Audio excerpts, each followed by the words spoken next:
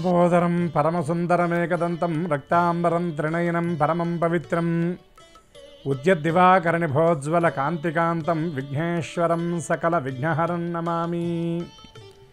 Yeah కుందేందు తుషారహారధవళా యా శుభ్రవస్త్రాన్వితా యా వీణావరదండమండితకరా యా శ్వేతపద్మాసనా యా బ్రహ్మాచ్యుత శంకర ప్రభృతిభిః దేవైः సదా పూజితా సామాం పాతు సరస్వతి భగవతి నిశ్శేషజాడ్యాపహ.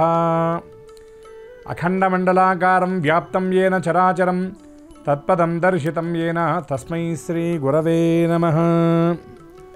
శ్రీ మహాగణాధిపతయే నమః. శ్రీ మహాసరస్వత్యై నమః. అస్మద్గురుచరణారవిందాభ్యో నమః. ఈటీవీ లైఫ్ ఆధ్యాత్మిక ఛానల్ తమసోమ జ్యోతిర్గమయ జీవనవేదం కార్యక్రమానికి ప్రేక్షకులందరికీ శుభస్వాగతం.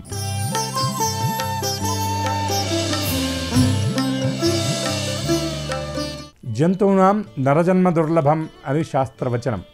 పరమోత్కృష్టమైనటువంటి ఈ మానవ జన్మ లభించడమే ఎన్నో జన్మల తపఃఫలంగా మనకి లభిస్తుంది అని పెద్దలు చెప్పినటువంటి మాట. ఈ మానవ జన్మ సార్థకత చేసుకోవడానికి అనేక రకాలైనటువంటి సాధనాలతో ఈ జన్మ చరితార్థం అవుతుంది అని పెద్దలు చెబుతున్నటువంటి మాట. దీనికంటే ముందు మిగిలినటువంటి జీవరాశులకు మానవుడికి ఉన్నటువంటి వ్యత్యాసం ఏం చెప్తుంది శాస్త్రం అంటే, జ్ఞానేన మనుష్యం అధికం విశేషం జ్ఞానేన హీనః పశుభిః సమానః అని చెప్తుంది. మిగతా జంతువులకు కానీ మిగిలినటువంటి జీవులకు కానీ 84 లక్షల జీవరాశుల్లో వేరే ఏ జీవరాశికి లేనటువంటి ఏ జీవికి లేనటువంటి జ్ఞానం మానవుడికి భగవానుడు వరప్రసాదంగా ఇచ్చాడు. ఏమిటి జ్ఞానం వల్ల అంటే, జ్ఞానాదేవతు కైవల్యం. ఈ జ్ఞానం వల్ల కైవల్యం అంటే జన్మ చరితార్థం చేసుకోవడానికి ఈ జ్ఞానం ఉపకరిస్తుంది అని అన్నారు. ఈ జ్ఞానం వల్ల కర్మలను మనం ఆచరిస్తూ ఉంటాం. ఈ కర్మ వల్ల ఏమిటి ప్రయోజనం అంటే, అసలు భగవంతుడు జీవులందరినీ ఎలా నడిపిస్తున్నాడు అనేటటువంటి విషయాన్ని గనక మనం చూసినట్లయితే, నదేవాహ యష్టిమాదాయ రక్షంతి పశుపాలవత్ యంతు రక్షతుమిచ్చంతి తం బుద్ధ్యాహ నియుంజతే అని పెద్దలు చెప్పేటటువంటి మాట. భగవంతుడు అనేటటువంటి వాడు ఈ లోకాలను పరిపాలించడం కోసం ఒక పశువులను కాసేటటువంటి వాడు కనుక దండమాదాయ, చేతిలో దండాన్ని ధరించి కర్రను ధరించి పశువుల్ని అదిలించినట్టుగా మానవుణ్ణి అదిలించడట. ఎలా నడిపిస్తాడంటే తం బుద్ధ్యాహ నియుంజతే. వాడి బుద్ధి రూపంలో ఆ భగవానుడు ప్రవేశించి బుద్ధిని అనుసరించి వాడిని బుద్ధి రూపంలో నడిపిస్తూ ఉంటారు. అందుకే మన పెద్దలు కూడా పరమోత్కృష్టమైనటువంటి గాయత్రీ మంత్రంలో కూడా చివరిలో ఏం చెప్తారంటే, ధియో యో నః ప్రచోదయాత్ అంటారంటే బుద్ధిని ప్రచోదింపజేయము అని చెప్పి చెబుతూ ఉంటారు. అంటే ఆ పరమోత్కృష్టమైనటువంటి నా గాయత్ర్యా పరమంత్రం అంటారు. దీంట్లో కూడా ఏం చెప్తారంటే బుద్ధిని ప్రేరేపించమని చెప్తారు. అలాగే సర్వచైతన్య రూపాంతాం ఆద్యాం విద్యాంచ ధీమహి బుద్ధిం యానః ప్రచోదయాత్ అని కూడా ఈ మంత్రంలో కూడా ఇదే బుద్ధిని ప్రచోదింపజేయమని చెప్తారు. అంటే బుద్ధికి అంత శక్తి ఉంటుంది. ఈ బుద్ధి భగవంతుడు ఇచ్చేటటువంటిది అని మనం దీని ద్వారా మనం తెలుసుకోవచ్చు. అయితే ఈ బుద్ధి ఎట్లా పుడుతుంది అనేటటువంటి దానికి పెద్దలు ఒక మాట చెప్తూ ఉంటారు. బుద్ధి కర్మానుసారిణి అని. అంటే మన కర్మను అనుసరించి బుద్ధి ఉంటుంది. అసలు ఈ కర్మ ఏమిటి, ఈ కర్మ వల్ల మనకి కలిగేటటువంటి ప్రయోజనం ఏమిటి, అసలు ఈ కర్మకి మన జీవితానికి సంబంధం ఏమిటి అనేటటువంటి విషయాన్ని కనుక మనం గమనించినట్లయితే, హరిణాపి హరేణాపి బ్రహ్మణాపి సురైరపి లలాట లిఖిత రేఖ పరిమాష్టం నశక్యతే అని చెప్తారు.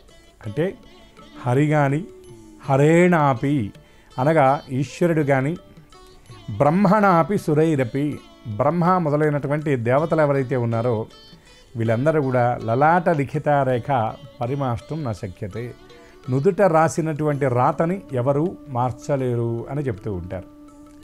అయితే ఈ సందర్భంగా మనల్ని మనం ఒక ప్రశ్న వేసుకోవాలి. కొన్ని చోట్ల ఈ ప్రశ్న వినపడుతూ ఉంటుంది. ఏమిటి ఆ ప్రధానమైనటువంటి ప్రశ్న అంటే, నుదుట రాసినటువంటి రాతని మార్చలేనప్పుడు, మన గీతని చెరపలేనప్పుడు మనం ఇన్ని పూజలు చేయటం ఎందుకు, ఇన్ని రకాల దీక్షలు చేయటం ఎందుకు, ఇన్ని యాత్రలకు వెళ్ళడం ఎందుకు, ఇవన్నీ మనం ఎందుకు చేయాలి అనేటటువంటి విషయాన్ని గనక మనకి మనం ప్రశ్న వేసుకుంటే, శాస్త్రాన్ని లోతుగా మధిస్తే, వేదంలో చెప్పినటువంటి విషయాలను గనక మనం గమనిస్తే, పురాణాల్లో చెప్పినటువంటి కథలను గనక మనం జాగ్రత్తగా పరిశీలిస్తే మనకి దీనికి సమాధానం దొరుకుతుంది. కృష్ణ పరమాత్మ ఒక గొప్ప మాట అంటాడు, కర్మణ్యేవాధికారస్తే మా ఫలేషు కదాచన మా కర్మ ఫలహేతుర్భూ మాతే సంగోష్ట కర్మణి. అంటే నీవు కర్మలు చేయడానికి అధికారివి మాత్రమే కానీ కర్మ ఫలాల యందు నీకు అధికారం లేదు. ఫలాన్ని ఆశించి నీవే విధమైనటువంటి కర్మ కూడా చేయవద్దు అని కృష్ణ పరమాత్మ గీతలో చెప్పినటువంటి మాట. మరి ఇన్ని విషయాల్ని మనం పరిగణలోకి తీసుకొని మనం పూజలు, పునస్కారాలు, అనేక క్షేత్రాలు, ఉపవాసాలు ఇవన్నీ మనం ఎందుకు చేస్తున్నాం అనేటటువంటి విషయానికి వస్తే, మన సాధన వల్ల, మనం చేసేటటువంటి భగవదారాధన వల్ల దేనినైనా సరే మనం మార్చుకోగలుగుతాం. దీనికి చరిత్రలో అనేకమైనటువంటి ఉదాహరణలు ఉన్నాయి.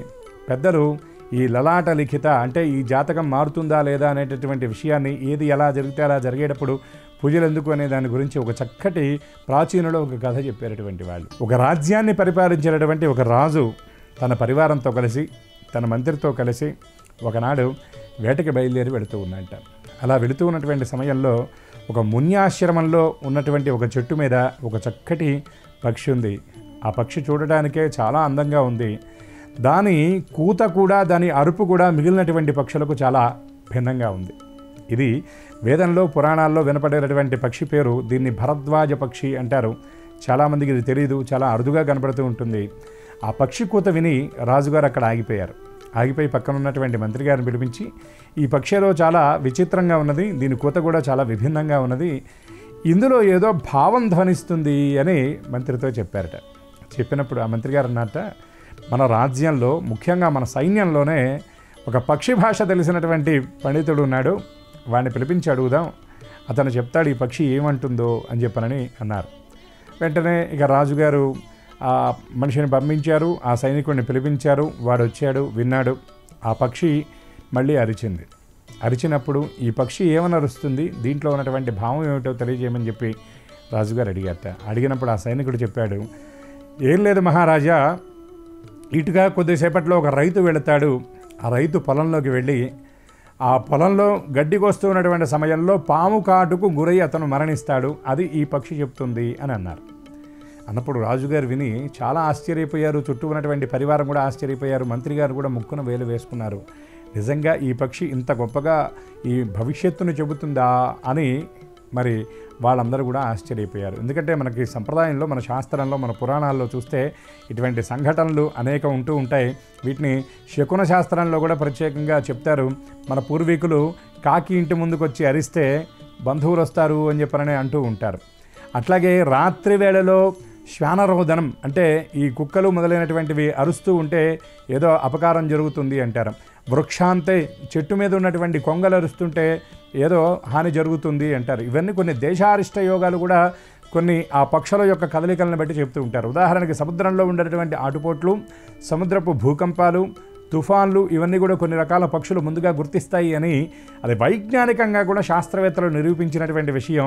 మనకి శకున శాస్త్రం అనేటటువంటి శాస్త్రంలో కూడా ముందుగా మనకి చెప్పబడుతున్నటువంటి విషయం ఇది. ఎందుకంటే మానవుడికి ఉండేటటువంటి శక్తుల కంటే కూడా కొన్ని అతీంద్రియమైనటువంటి కొన్ని రకాల శక్తులు మన చుట్టూ ఉండేటటువంటి మన సమాజంలో మనతో పాటు జీవించేటటువంటి జీవులకు, పక్షులకు ఉంటాయి అని ఇది శాస్త్రపరంగా, వైజ్ఞానికంగా కూడా నిరూపింపబడినటువంటి విషయం. ఈ పక్షి ఈ విధంగా చెప్పేటప్పటికీ రాజుగారు చాలా ఆశ్చర్యపోయారు. మంత్రి గారు అన్నారు, కొద్దిసేపు చూద్దాం రాజా, మనం ఇక్కడే ఉందాం, ఇది నిజంగా జరుగుతుందా అని ఆయన చెబితే వాళ్ళందరూ నిరీక్షిస్తున్నారు. ఈ సైనికుడు కూడా ఆసక్తిగా చూస్తున్నాడు. ఎవరు? ఈ పక్షి భాష తెలిసినటువంటి సైనికుడు కూడా ఆసక్తిగా చూస్తున్నాడు.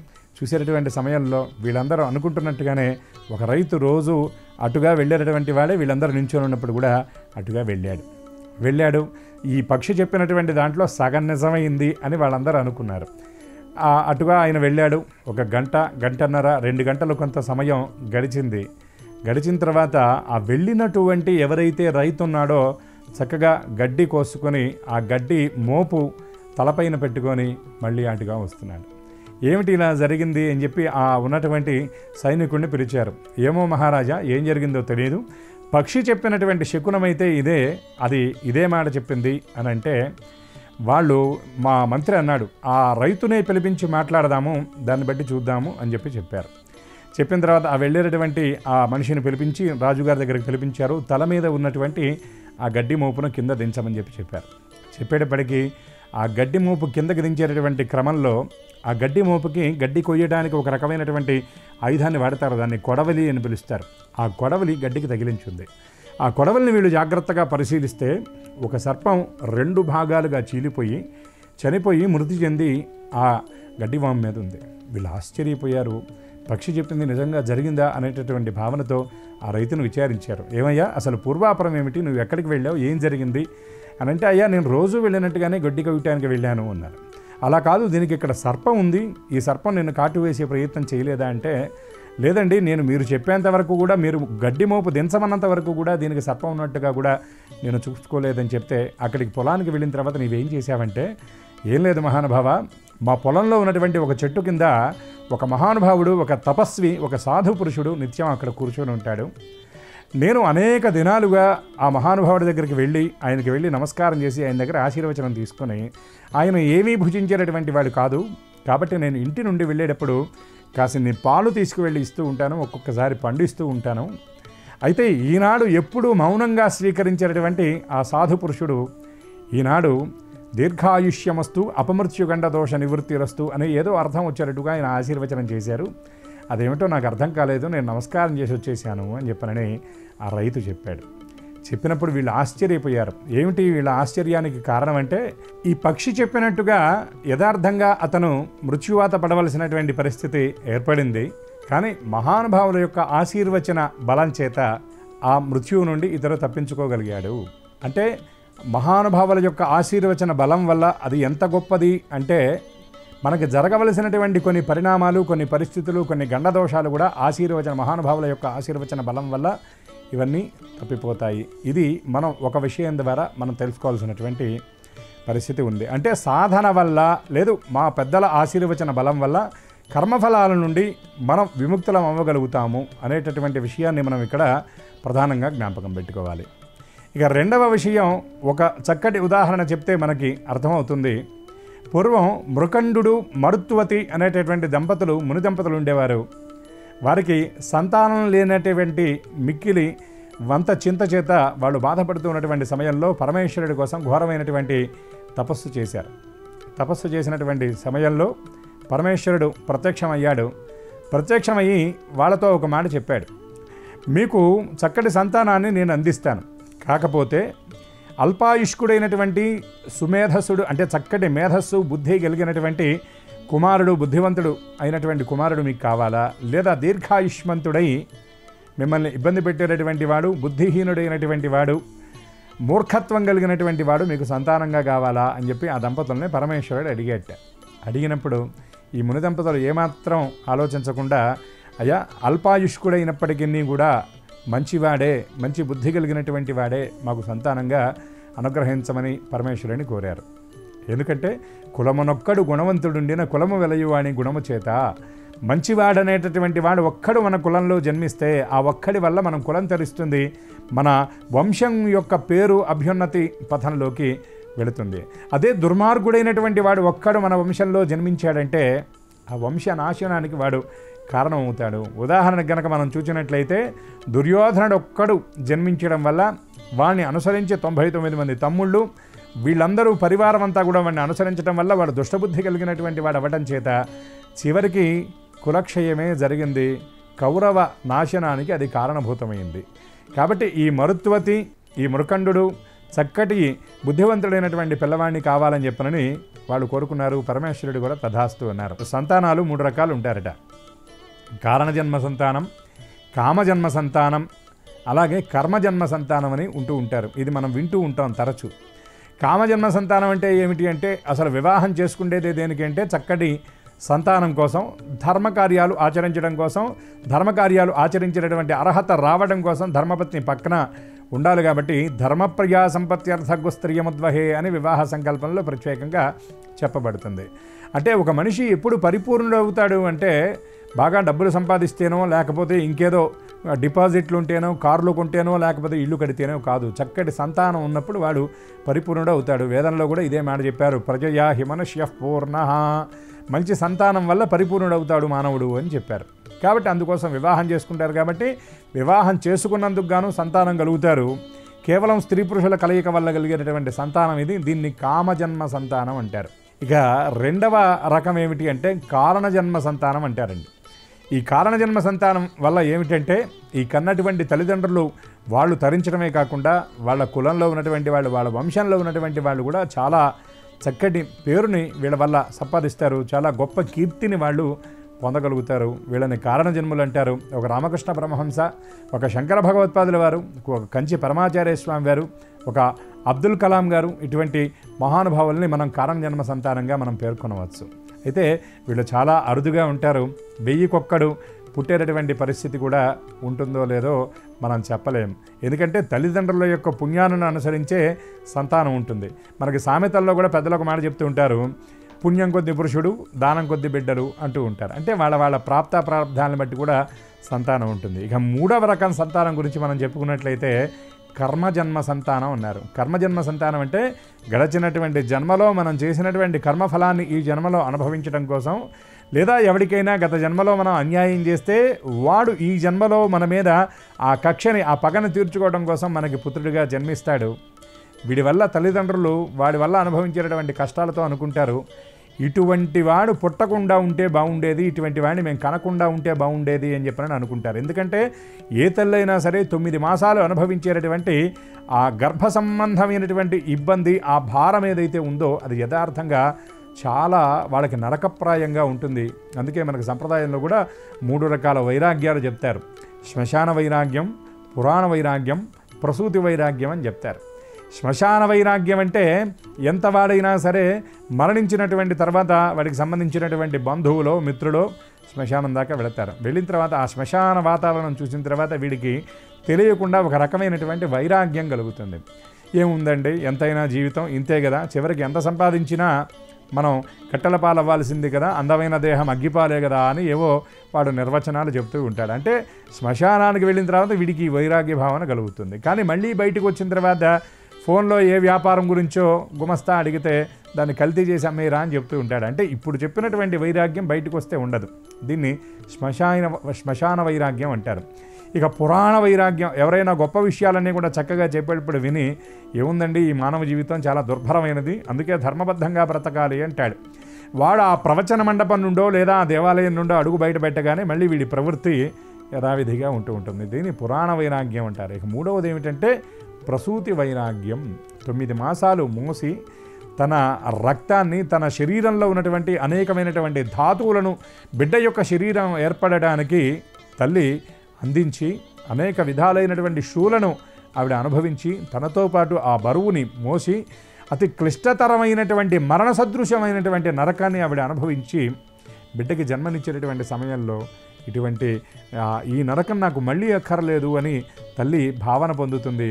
దీన్ని ప్రసూతి వైరాగ్యం అంటారు. కానీ ఆ మాతృత్వంలో ఉన్నటువంటి ఆ తీయదనాన్ని మళ్ళీ అనుభవించిన తర్వాత ఇంకో సంతానం ఉంటే బాగుంటూ అని అనుకుంటారు. 1, 2 ఆ పిల్లవాడు ముద్దులొలికించేటటువంటి మాటలు మాట్లాడటం వల్ల, వాడిని లాలించేటటువంటి క్రమంలో వాడు వేసేటటువంటి అడుగుల వల్ల ఈ తల్లి తనకున్నటువంటి ఈ భారాన్ని, బరువుని అంతా కూడా మర్చిపోతుంది.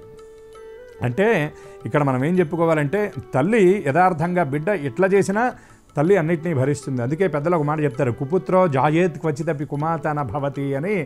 అంటే దుర్మార్గురాలైనటువంటి తల్లి ఎక్కడా ఉండదు, దుర్మార్గుడైనటువంటి సంతానం ఉంటారు. కానీ ఈ కర్మజన్మ సంతానంలో ఈ పిల్లవాడు ఎందుకు పుట్టాడా అని తల్లిదండ్రులు తలబాదుకుంటారు. అట్లా సంతానాలు 3 రకాలు ఉంటారు. ఈ మరుత్వతి మృకండు కూడా ఒక చక్కటి పిల్లవాడు, అల్పాయుష్కుడైనటువంటి వాడు జన్మించాడు. అతనికి మార్కండేయుడు, మృకండుడి యొక్క కుమారుడు కాబట్టి మార్కండేయుడు అతనికి పేరు పెట్టారు. పెట్టిన తర్వాత ఆ పిల్లవాడు చక్కగా ఆ జీవనం చేస్తూ, తండ్రి దగ్గర వేదాధ్యయనం చేస్తూ, పరమేశ్వరుడిని నిత్యం ఆరాధన చేస్తూ, పరమేశ్వరుడి యొక్క పాద సమాశ్రయం చేసి నిత్యం స్వామికి అనేక విధాలుగా అర్చన చేస్తూ 8 సంవత్సరాల వయస్సు వచ్చిన తర్వాత అతని ఆయుష్ పూర్తవుతుంది అని చెప్పినప్పుడు తల్లిదండ్రులు చెప్పారు, నాయన నీవు శివారాధన చెయ్యి, పరమేశ్వరుడి పాద సమాశ్రయం చెయ్యి, నీకు చక్కటి ఆయుష్ని భగవంతుడు ప్రసాదిస్తాడు, మృత్యుంజయుడి యొక్క అనుగ్రహం వల్ల నీకు మృత్యువు తప్పిపోతుంది అని మహర్షులు ఒకనాడు వాళ్ళ ఇంటికి వచ్చి వాళ్ళు సలహాగా చెప్పారు. ఎందుకంటే వాళ్ళకి నమస్కారం చేస్తున్నటువంటి క్రమంలో వాళ్ళు దీర్ఘాయుష్యమస్తు అని ఆశీర్వచనం చేశారు. వాళ్ళ ఆశీర్వచనాలు ఎక్కడా తప్పిపోవు. కాబట్టి వాళ్ళు ఆ సలహా ఇచ్చేటప్పటికీ ఈ మార్కండేయుడు వెళ్ళి నిరంతరం శివారాధన చేసేటటువంటి క్రమంలో ఒకనాడు ఇతని ప్రాణాలు గైకొని వెళ్ళడం కోసం యమదూతలు వచ్చారు. కానీ శివాలయంలోకి యమదూతలు అడుగు పెట్టలేకపోయారు. అప్పుడు ఆ మార్కండేయుడిని తీసుకువెళ్ళడానికి సాక్షాత్తు యమధర్మరాజే తన పాశం తీసుకొని వచ్చాడు. వచ్చినటువంటి క్రమంలో ఇతను శివారాధన చేస్తూ యమధర్మరాజును చూసినటువంటి 8 సంవత్సరాల పిల్లవాడు ఆ లింగమూర్తిని ఆలింగనం చేసుకొని చంద్రశేఖర చంద్రశేఖర చంద్రశేఖర పాహిమాం, చంద్రశేఖర చంద్రశేఖర చంద్రశేఖర రక్షమాం అని స్వామిని ధ్యానించాడు. ఈయన పాశం వేశాడు. ఆ పాశం మళ్ళీ వెనక్కి వచ్చింది. లింగం నుండి ఆవిర్భవించినటువంటి మహాదేవుడు ఆ ఎడమకాలితో యమధర్మరాజుని తన్ని, నా భక్తుడికి నేను ఇంకా దీర్ఘాయుష్యని ప్రసాదిస్తున్నాను, నీవితని జోలి చూడటానికి వీల్లేదు అని పరమేశ్వరుడు ఆజ్ఞాపిస్తే యమధర్మరాజు అక్కడి నుండి వెళ్ళాడు. మార్కండేయుడు అప్పుడు అంటాడు, చంద్రశేఖరం ఆశ్రయే మమ కింకరిష్యతి వయ్యమహ, నేను చంద్రశేఖరుణ్ణి ఆశ్రయించాను, యముడు నన్ను ఏం చేస్తాడంటారు.